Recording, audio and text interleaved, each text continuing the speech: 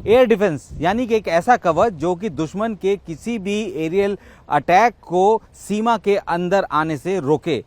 ये बहुत ज़रूरी हो जाता है उस वक्त जब कि दुनिया तकनीक की लड़ाई में बहुत तेज़ी से आगे बढ़ रही है और लॉन्ग रेंज वेपन सिस्टम का इस्तेमाल सबसे ज़्यादा हो रहा है। ऐसे में अपनी सरहदों की सुरक्षा के लिए हर देश चिंतित भी है और उसके लिए तैयारी भी कर रहा है। भारत भी अपनी तैयारी को पूरी तरीके से अमली जामा पहना चुका है। भारत के पास अलग अलग तरीके के एयर डिफेंस सिस्टम्स हैं, अलग अलग रेंज के एयर डिफेंस सिस्टम है, यहाँ तक कि एयर डिफेंस गन भी है। लेकिन इसमें सबसे ज़्यादा खतरनाक कोई एयर डिफेंस सिस्टम है तो वो है S-400, जो कि रूस से भारत ने लिया है। साल 2018 में रूस और भारत के बीच इसकी डील हुई थी। 5 यूनिट यानी कि 5 रेजिमेंट भारत ने रूस से खरीदे हैं और वो भी 39,000 करोड़ रुपए की कीमत से ये डील हुई है। लेकिन अभी तक इस डील को पूरा नहीं किया जा सका।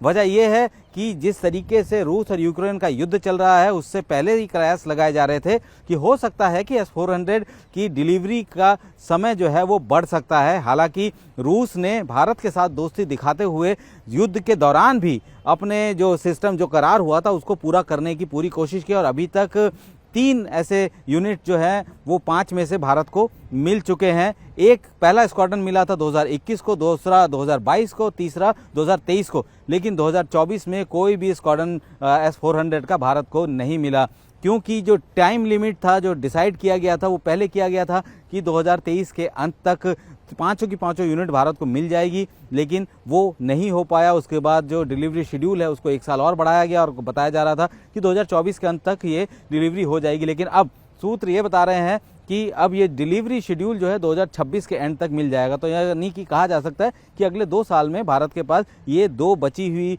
जो स्क्वाड्रन है वो भी मिल जाए। खुद रक्षा मंत्री राजनाथ सिंह ने अपने रूस के दौरे में इसको और ज़्यादा तेजी लाने के लिए जो है बात की। जाहिर सी बात है कि भारत जिस तरीके के 2 पड़ोसियों के साथ घिरा हुआ है और उनका सोच जो है आपस में एक साथ मिलती है, लेकिन भारत के साथ उनकी सोच नहीं मिलती है। लिहाजा भारत को अपने एयर डिफेंस सिस्टम की मजबूती को और बढ़ाने के लिए जल्द से जल्द जो बाकी बचे 2 स्क्वाड्रन हैं उनकी भी ज़रूरत है। और रक्षा मंत्री राजनाथ सिंह ने अपने रूस के दौरे में इस मुद्दे को भी उठाया और माना जा रहा है कि जल्दी भारत को इसका जो बाकी जो 2 बचे स्क्वाड्रन है वो भी मिल जाएंगे। अगर हम लोग इसकी खासियत की बात करें तो इसका जो रडार है, रडार सिस्टम सबसे ज़्यादा ज़बरदस्त है, क्योंकि रडार जो है तकरीबन 600 किलोमीटर दूर तक जो है वो किसी भी एरियल अटैक को वो डिटेक्ट कर सकता है। और उसके बाद इसकी जो रेंज है यानी कि मैक्सिमम रेंज जो S-400 की है वो 380 से 400 किलोमीटर तक की है। यानी कि जैसे ही रडार में वो दुश्मन का अटैक अगर या कोई एयरक्राफ्ट या मिसाइल कोई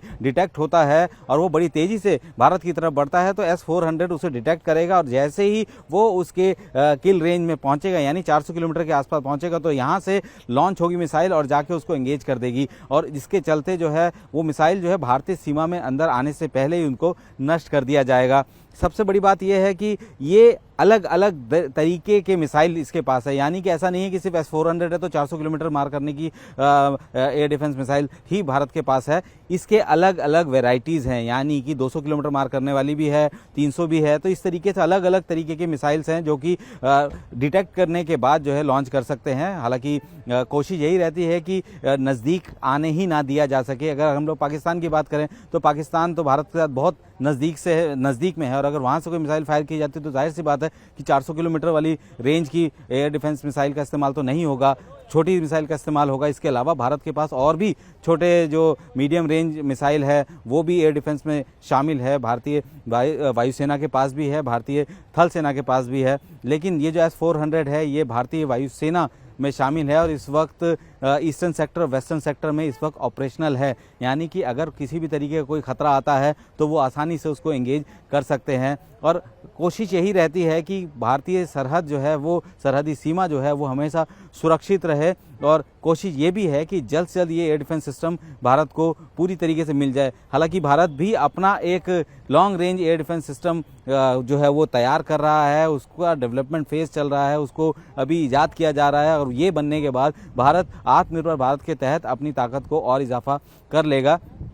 और ये अपने आप में ही एक कह सकते हैं कि इस वक्त दुनिया में जिस तरीके के जंग के हालात बने हुए हैं, हम लोगों ने इस वक्त जो जंग देख रहे हैं उसमें अगर हम लोग बात करें इजराइल को अगर हमास की तरफ से रॉकेट्स दागे जा रहे थे, हिजबुल्लाह की तरफ से रॉकेट दागे जा रहे थे, यहाँ तक कि ईरान की तरफ से बैलिस्टिक मिसाइल तक दागी गई, उनको बचाने वाला उनका एयर डिफेंस सिस्टम था जो कि आयरन डोम और एरो जो कि एयर डिफेंस सिस्टम है, उसने उन सारे मिसाइल्स को इजराइल में गिरने से बचाया। इसी तरीके से रूस और यूक्रेन के युद्ध में भी ये साफ देखा गया कि कैसे यूक्रेन के मिसाइल और रॉकेट्स का रूस के जो एयर डिफेंस सिस्टम है वो एंगेज कर रहे थे, रूस के जो अटैक को यूक्रेन जो है उसको एंगेज कर रहा था। तो एयर डिफेंस सिस्टम बहुत ज़रूरी है और भारत के पास हर अलग अलग रेंज के एयर डिफेंस सिस्टम हैं। Short range air defence system भी है, medium range air defence system है और लॉन्ग रेंज में S-400 है। और इस वक्त उम्मीद यही जताई जा रही है कि रक्षा मंत्री का ये जो दौरा रूस का हुआ है उसके बाद जो इसमें यानी कि डिलीवरी शेड्यूल जो है उसको जो है अब कम करने की कोशिश की ज़रूर जाएगी ताकि जल्द से जल्द बाकी बचे दोनों स्क्वाड्रन जो है भारत को मिल जाएं। और वो खास बात यह है, S-400 की सबसे खास बात यही है कि ये मोबाइल लॉन्चर है। मोबाइल लॉन्चर यानी कि ये एक गाड़ी के ऊपर जो है व्हीकल माउंटेड है, व्हीकल के ऊपर है, तो इसका मोबिलाइजेशन बहुत आसान है। इसको किसी भी जगह आसानी से ले जाया जा सकता है। एक लॉन्चर में 4 ट्यूब्स होती हैं और 4 ट्यूब्स जब एक के बाद एक फायर करेंगी तो एक साथ बहुत सारे टारगेट हैं उनको एंगेज कर सकती है। जैसे मैंने पहले भी कहा कि अलग अलग रेंज के जो मिसाइल है वो इस वक्त एयर डिफेंस सिस्टम में S-400 में मौजूद है, जो कि अपने अलग अलग टारगेट के हिसाब से, अलग अलग थ्रेट के हिसाब से उसका इस्तेमाल किया जाता है। लेकिन इतना तो तय है कि रूस और भारत की दोस्ती आज की नहीं, सदियों पुरानी है। भारत के लगभग सभी ऐसे प्लेटफॉर्म जो है यानी कि भारतीय वायुसेना, नौसेना और थल सेना में 60 से 70% जो इक्विपमेंट है अब भी जो हम लोग पुराने यूज़ कर रहे हैं वो सभी रूस के हैं। और ऐसे में जब रूस यूक्रेन के साथ